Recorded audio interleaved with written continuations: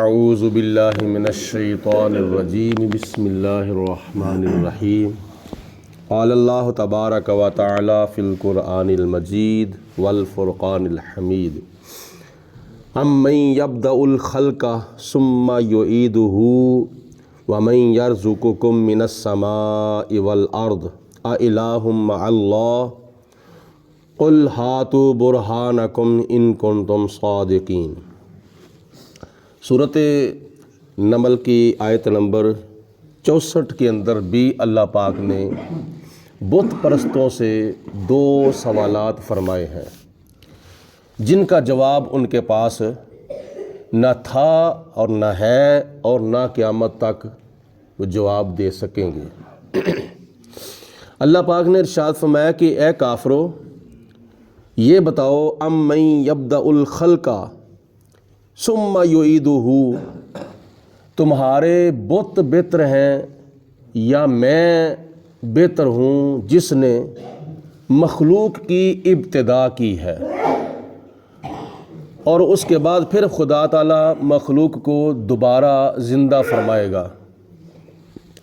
یہ 2 باتیں ہیں ایک سوال کے اندر، ایک سوال کے 2 جز ہیں۔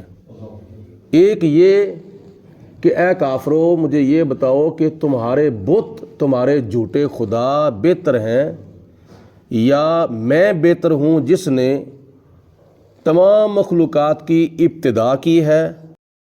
آ جائے کہ سب سے پہلے خدا تعالیٰ نے کس چیز کو پیدا کیا ہوگا تو وہ نبی پاک علیہ الصلوۃ والسلام کی حدیث پاک ہے۔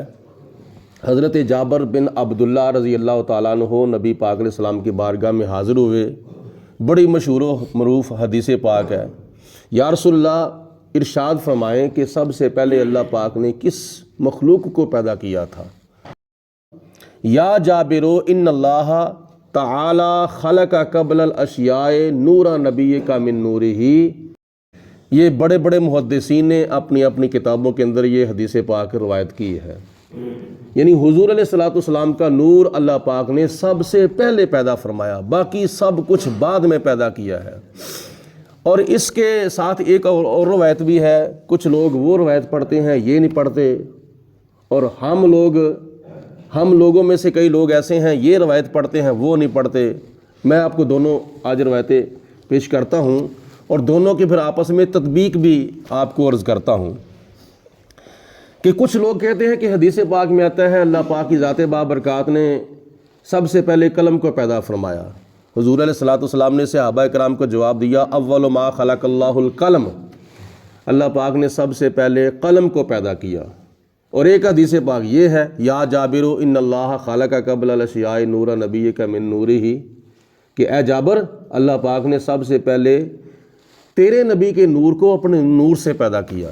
دونوں حدیثیں ہیں، دونوں میں الگ الگ بیان ہے۔ ایک حدیث پاک میں ہے کہ حضور علیہ الصلوۃ والسلام کا نور خدا نے سب سے پہلے پیدا کیا، اور ایک حدیث پاک میں ہے کہ سب سے پہلے اللہ پاک نے قلم کو پیدا کیا۔ دونوں کی آپس میں تطبیق ایسے ہے کہ جب قلم کو اللہ پاک کی ذات نے پیدا فرمایا تو اللہ پاک کی ذات نے فرمایا کہ اے قلم لکھ، تو قلم نے عرض کی یا پروردگار عالم میں کیا لکھوں؟ تو اللہ تعالیٰ نے فرمایا کہ اے قلم لکھ ما کانا و ما یکون، جو کچھ ہو چکا ہے وہ بھی لکھ اور جو کچھ ہونے والا ہے وہ بھی لکھ، یعنی روز ازل سے لے کر اب تک جو کچھ ہو چکا ہے وہ بھی لکھ دے، اور اب سے لے کر روز ابد تک جو کچھ ہونے والا ہے وہ بھی لکھ دے۔ اب ایک جملہ ہے ما کانا وما یکون، جو کچھ ہو چکا ہے وہ بھی لکھ دو اور جو کچھ ہونے والا ہے وہ بھی لکھ دو۔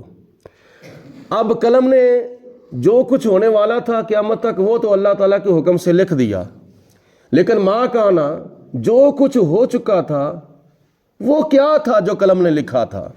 محدثین اس حدیث پاک کی شرح کرتے ہوئے لکھتے ہیں کہ جب خدا تعالیٰ نے فرمایا نا ما کانا اے قلم جو کچھ ہو چکا ہے وہ بھی لکھ دے، تو جو ہو چکا تھا وہ کیا ہو چکا تھا؟ نور مصطفیٰ پیدا ہو چکا تھا، نبی پاک علیہ الصلوۃ والسلام کا نور پیدا ہو چکا تھا۔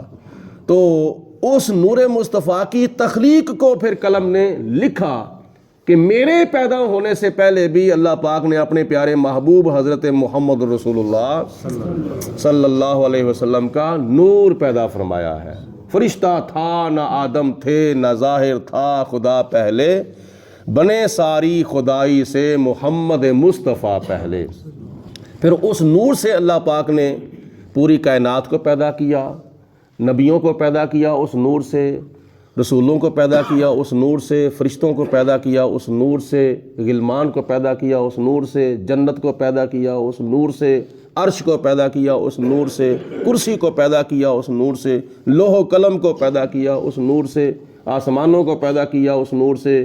میاں محمد بخش رحمۃ اللہ تعالیٰ علیہ نے تو آسان لفظوں میں ترجمہ فرما دیا کہ سب نور او سید نوروں، اس دا نور حضوروں، اس نو تخت عرش دا ملیا، موسیٰ نو کوہ توروں۔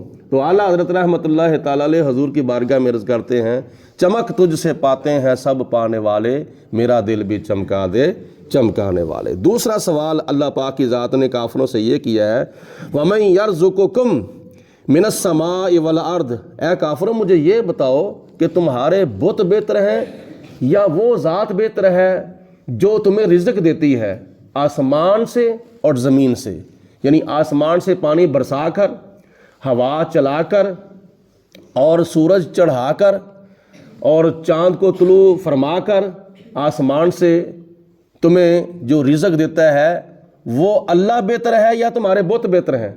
اور جو تمہیں زمین سے رزق دیتا ہے نباتات کی شکل میں اور چشموں کی شکل میں اور کئی پھلوں کی شکل میں، ثمرات اور میوجات کی شکل میں جو تمہیں رزق دیتا ہے، اے کافروں مجھے یہ بتاؤ کہ تمہارے بت بہتر ہیں یا وہ بہتر ہے؟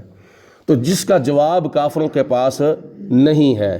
اللہ پاک کی ذات نے ہمیں بے شمار ذرائع اور بے شمار اسباب سے زمین سے بھی رزق عطا فرمایا ہے اور آسمان سے بھی رزق عطا فرمایا ہے۔ جب ان کا جواب جو تھا وہ کافروں کے پاس نہیں ہے تو پھر خدا فرماتا ہے الہ مع اللہ، اے کافرو پھر یہ بتاؤ کہ اللہ پاک کے ساتھ بھی کوئی اور معبود ہے؟ یقیناً لا الہ الا اللہ، اللہ کے سوا کوئی اور معبود نہیں ہے۔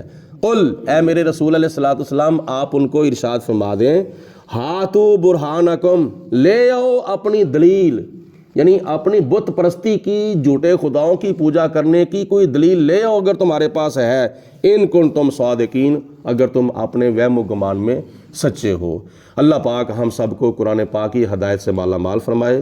وآخر الدعوانا الحمدللہ رب العالمین، صلاۃ و سلام علیک یا سیدی یا رسول اللہ وعلی آلک و صحبک یا سیدی یا حبیب اللہ، صلاۃ و سلام علیک وعلی آلک و صحبک یا خاتم النبیین۔